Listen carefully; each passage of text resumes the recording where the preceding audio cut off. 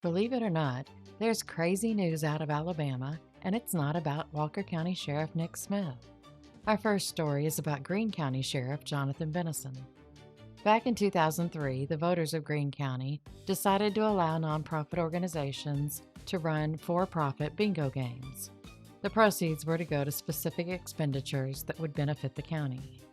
Sheriff John was put in charge of the funds raised from the bingo games, and that was a big mistake. In fact, it was a multi-million-dollar mistake. In a recent audit, it was found that there was about $5.34 million that was spent from the bingo fund between 2018 and 2024 that seemed to have been spent on things it wasn't supposed to have been spent on. $3.16 million was paid directly to county employees, and it was reported to the IRS as non-employee compensation. $1.18 million was paid to consultants and attorneys, and almost $1 million went to restaurants, hotels, merchants, grocery stores, a tire company, commissary company, and others. But John said, "Hold up, I can provide receipts that show it was valid spending." So he did. Unfortunately for John, his receipts only totaled $370,383. Also unfortunate for John is that the auditors know how to do math, and they want the remaining $4.97 million to be repaid to the bingo fund. In addition to throwing money at things he shouldn't have, he also didn't reconcile the bank accounts, nor did he document and deposit funds according to state law. And I think a good question to ask is, why wasn't there an audit happening every year? Why wait so long, Alabama? And back in good old Walker County, the Cordova Police Chief, Jason Hare, resigned because he was caught sexually harassing an 18-year-old employee. Now, I would normally throw in the word allegedly, but I've seen a video of the incident. The 18-year-old woman he harassed is sitting at a desk. Jason is standing over her, all up in her personal space, and he takes the back of her head and pulls her head toward his dingledy-doo. Thankfully, he didn't have it hanging out.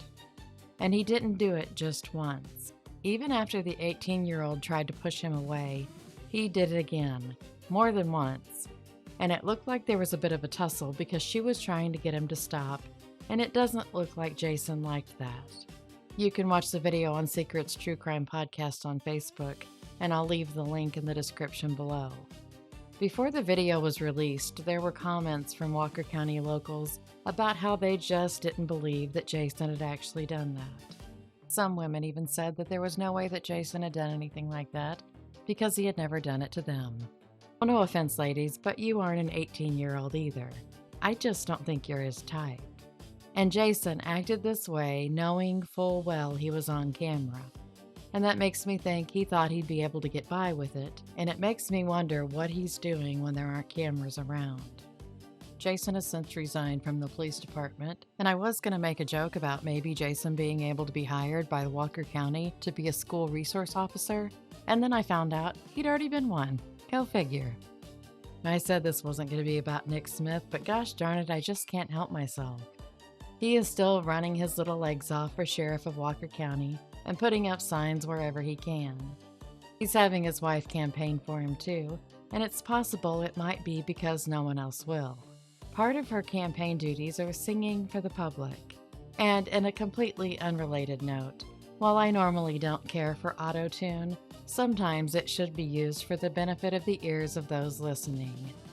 That's going to do it for now. I'll be back soon with more current true crime, vintage true crime, poisoners, ne'er-do-wells, scallywags, and doinks of the most grievous nature.